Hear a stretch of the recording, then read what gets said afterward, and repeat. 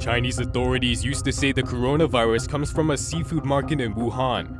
After the outbreak, our Chinese Center for Disease Control found the origin of the outbreak in a very rapid manner. The source is a place called Huanan Seafood Market.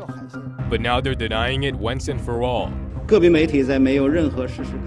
Some media are claiming the coronavirus is a Chinese virus without any proof. Why is China taking such a drastic turn? An expert explains how China is turning the tables on the international community.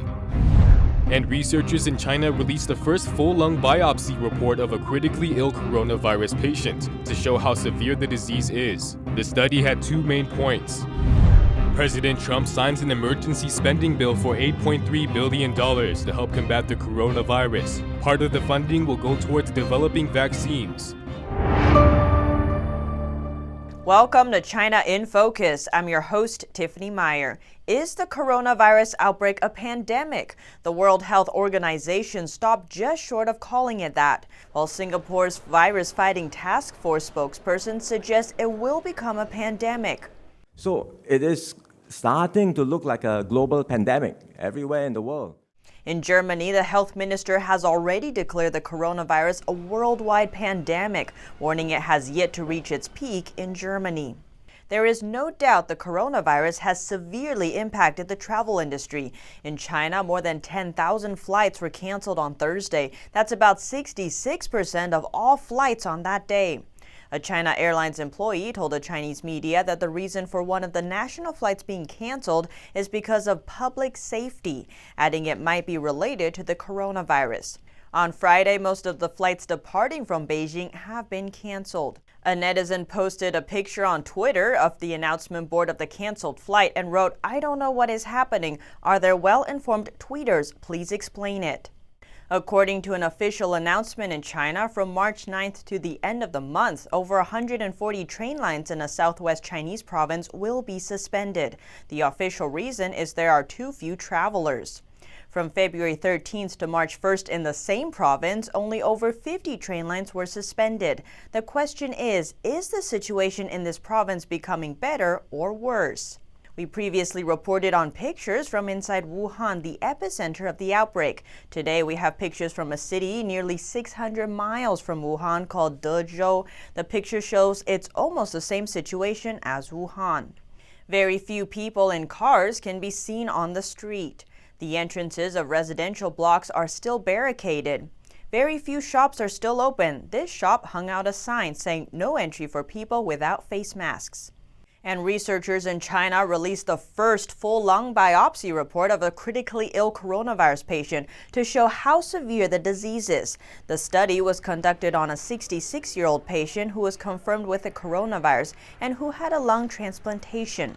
The patient returned to his home from Wuhan on January 4th and developed symptoms of high fever and a cough. Except for an 8-year history of hypertension, the patient had no other underlying diseases, and his heart function was good. The results showed the whole surface of the patient's lungs were bronze-colored, and the bronchi were covered with mucus and bleeding. The study had two main points. One, that this could be one of the main causes of severe patient death, and secondly, that the damage that COVID-19 does to the tissue might start here. Inside China, the price of vegetables and other foods have been increasing. Here are some figures from China's State Administration for Market Regulation website. In one shop, the price of Chinese cabbage is 18 times higher than the price the shop bought it for. In another shop, the price of pork for online selling is 2 times higher than the price that the shop bought it in. China is ramping up its coronavirus propaganda efforts. Its state media have suggested the disease is an American bioweapon. It's also saying its efforts to contain the virus are startling the universe and moving the gods. It says the international community should be grateful. China state media Xinhua reposted an article Wednesday titled, "We should declare with full confidence the world should thank China." The article reads that the world should thank China for its major efforts and sacrifice in preventing the spread of the disease to other countries, an act that is startling the universe and moving the gods. It said the United States is in a dire situation and that if China says it needs all medical products for itself and can't afford to export them, the U.S. will fall into the coronavirus hell. China is still facing many problems, including burnout medical staff and ensuring basic supplies for people in quarantine. But recently, Chinese media seem more focused on other countries than China itself. Renowned China expert and economist He Qinglian tweeted about the Communist Party's four-step propaganda playbook in this outbreak. First, package the tragedy into a glorious event by pushing positive stories and silencing dissidents. Second, push the narrative that the virus originated in the US. Third, declare we won the battle again. And the final step is to show how China saved the world. She said the last three steps are now in full play. The Chinese regime is now claiming the virus may not be from China. Some media are claiming the coronavirus is a Chinese virus without any proof. They scheme to push the responsibility of the outbreak to China. They are totally motivated by ill intentions. Because the virus originates from China, well, we may say it this way. It first appeared in China, but not necessarily originates from China. That's a big change from when it said the virus came from a Wuhan seafood market. After the outbreak, our Chinese Center for Disease Control found the origin of the outbreak in a very rapid manner. The source is a place called Huanan Seafood Market. US-based China commentator Tang Jingyuan said the authorities said it was the seafood market because they didn't have any other explanation. But now things have changed. The major reason for them to change the statement is the problem of responsibility. If the virus indeed originated in China, then the communist regime would at least be responsible on moral grounds. The disease has now spread to over 70 countries. So many countries are infected, so many people have died, and the death toll is still growing.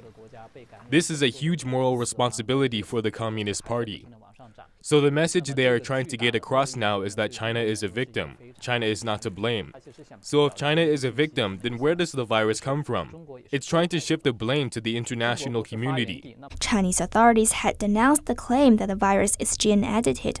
They call it a conspiracy theory, but that attitude has also changed recently. State media Global Times quoted Iranian authorities to say that the virus may be a product of America's biological war, with China and Iran its first targets. Chinese netizens rallied around the claims with anti-American posts. One saying Western capitalism has always wanted to destroy China, and it has only one way: bioweapons. Tang said that sowing confusion during a major public health event, the Chinese regime is putting the entire world at risk. The origin of the virus is an extremely important question and a key issue for disease control. But now the Chinese Communist Party is using its state-level propaganda power to release false information, muddy the waters, and create confusion. It could lead to a delay in finding the true origin. This could make controlling the outbreak a huge challenge for countries around the world. He said by burning the tables on the international community, the Chinese regime is making it hard to see right from wrong. If your house is on fire and your neighbors all come out to help put out the fire, you should at least say thank you to your neighbors. Because the fire has also spread to other people's places, you should at least apologize. But now we see the Chinese authorities are doing just the opposite. The regime somehow becomes the victim and asks the whole world to thank them. This is just inverting black and white, right and wrong. It's actually hurting basic human moral values. An internal document from Hubei, China shows that this one province alone had employed 1,600 people to work for its propaganda office. They helped lead online discussions which show the regime in a negative light. They also create articles and comments to mold public opinion. Reporting by Juliet Song and Penny Zhou, NTD News. President Trump signed an emergency spending bill for $8.3 billion. The funds will go to help tackle the coronavirus outbreak in the U.S. With a swish of the pen, President Trump Friday morning signed off on the $8.3 billion in funding to fight the coronavirus in the U.S. The measure will fund several plans of attack against the virus. $3 billion is allotted for research and development of vaccines, test kits, and medical treatments.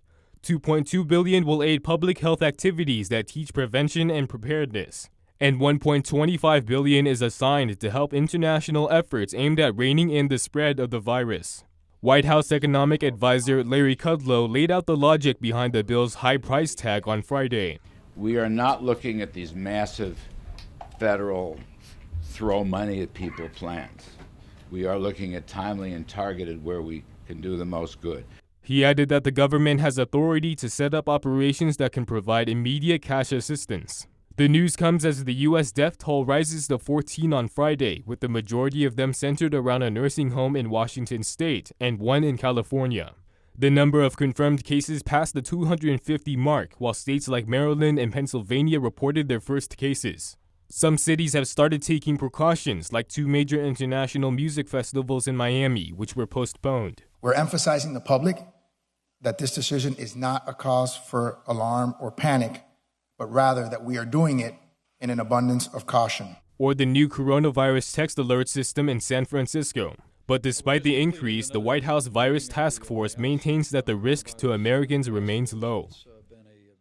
And in Washington, the vice president and members of the coronavirus task force held a press briefing this afternoon.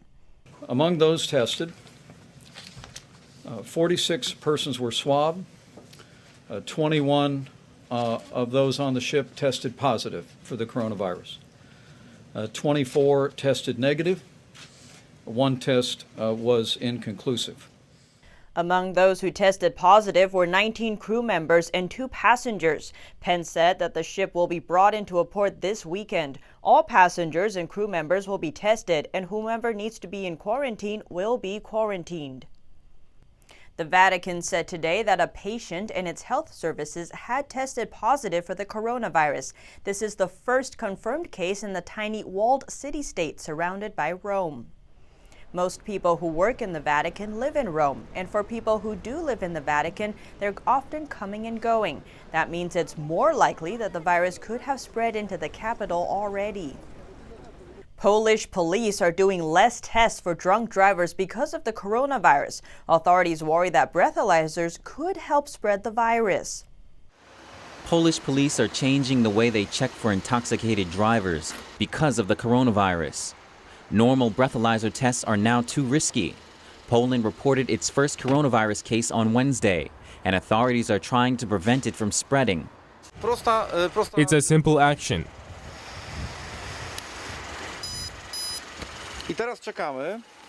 And now we wait. We're waiting for the light that shows us whether the deputy inspector is sober or not.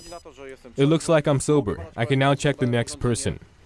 Polish health authorities advised police to reduce breathalyzer tests that use devices with no disposable mouthpieces. Devices without mouthpieces provide instant results, but pose a health risk. Devices with disposable mouthpieces work slower. We take care to give the driver the mouthpiece so that they can see for themselves that this package is sealed, that it belongs to them and no one used it. The driver can unwrap the packaging themselves and insert it into the device. Kobris says the change won't seriously impact traffic safety. Poland has one of the highest road accident rates in Europe, although the number of deaths on the road have gone down in recent years. Still, in 2019, there were over 1,600 drunk driving accidents on Polish roads. A family in Australia is well prepared after they accidentally ordered a 12-year supply of toilet paper. Lucky for their neighbors, they're planning to sell some of it, as some stores are seeing empty shelves amid coronavirus panic buying. Toilet paper aisle. You may have seen reports of panic buying for certain things at stores as the coronavirus outbreak spreads. Masks, hand sanitizers, toilet paper too. In Japan, toilet paper is being chained to the wall in public restrooms. Hong Kong saw an armed robbery for it. In Australia, grocers are only allowing 1 pack per person. Why else would news of a truck full of toilet paper catching fire there make international headlines? Hey everyone, we've had an exciting day at our place today. And, in a land with no TP, this family, also from Australia, would be king. Pallets of boxes of toilet paper. That's right. The Janetskis meant to buy 48 rolls of toilet paper on the internet. Instead, they accidentally bought 48 boxes. They did the math and they believe they're now sitting on a 12-year supply of the stuff. We think that we are royalty now. Check out our throne for our toilet paper queen. Lucky for their neighbors, the toilet overlords promise to be generous. They won't sit on their hoard, but plan to sell some off as a fundraiser. Secretary of State Mike Pompeo is calling on Beijing to take a fairer approach towards American and other foreign media working in China. Secretary Pompeo said on Thursday the Chinese Communist Party has imposed increasingly harsh surveillance, harassment, and intimidation on independent and world-class journalists. We expect Beijing to take a more fair approach towards American and other foreign press inside of China. On Monday, the United States announced it was slashing the number of Chinese nationals permitted to work at the U.S. offices of major Chinese state-owned media outlets. We took this action in service of President Trump's mission to establish greater reciprocity in our relationship with China. He said the freedom of press can help China and the world understand what the Chinese Communist Party is thinking. A free press helps expose corruption and protect the people from cover-ups, as well as help the world understand the CCP's thinking. In February, China ordered the expulsion of 3 Wall Street Journal journalists after the newspaper declined to apologize for a coronavirus-related op-ed column. Trump administration officials said Beijing's attacks on free speech were worse than they were a decade ago, comparing them to those of the Soviet Union at the height of the Cold War. U.S. and UK defense secretaries speaking on major issues of concern, agreeing yesterday on the value of the Afghanistan peace deal, but not so much about Huawei. Secretary of Defense Mark Esper in a press conference with the British Defense Secretary Ben Wallace. Wallace gave his support to the U.S.-led effort to bring peace to Afghanistan. On Afghanistan, we will remain in close consultation as the peace process moves forward and the all-important intra-Afghan negotiations commence. The U.S. and the Taliban agreed to a pact calling for a phased withdrawal of U.S. troops. In return, the Taliban must reduce violence and prevent militants in Afghanistan from posing threats to the U.S. and others. Wallace said he felt reassured that the deal is conditional. The agreement would move towards a comprehensive ceasefire across the country, but retain the U.S.'s right to defend itself. Wallace said the UK took U.S. support against potential threats for granted in the past. The values it supports, its symbolism around the world is incredibly important. And for that to ever leave Europe or for the U.S. to not be interested in the security of Europe would be a big threat for us. He confirmed that the U.S. is a reliable ally, but recognized that stretched resources for many countries means it's necessary to redistribute troops. He said the UK will continue to work with the U.S. as U.S. defense focuses on threats from China. The two nations disagreed on the UK decision to use Chinese firm Huawei's technology in its 5G networks. The U.S. has banned the use of Huawei, but the UK decided to go ahead with it in part. It will allow Huawei technology to account for 35% of the non-sensitive, more commercial side of the network, but avoid use for its core network that processes sensitive data. The U.S. argues that this approach makes it difficult to contain any security risks. Esper said the U.S. will assess the potential impact of this on a case-by-case basis. The UK plans to phase out Huawei technology over time. Here at China in Focus, we bring you first-hand information from inside China. Don't forget to subscribe for the latest updates.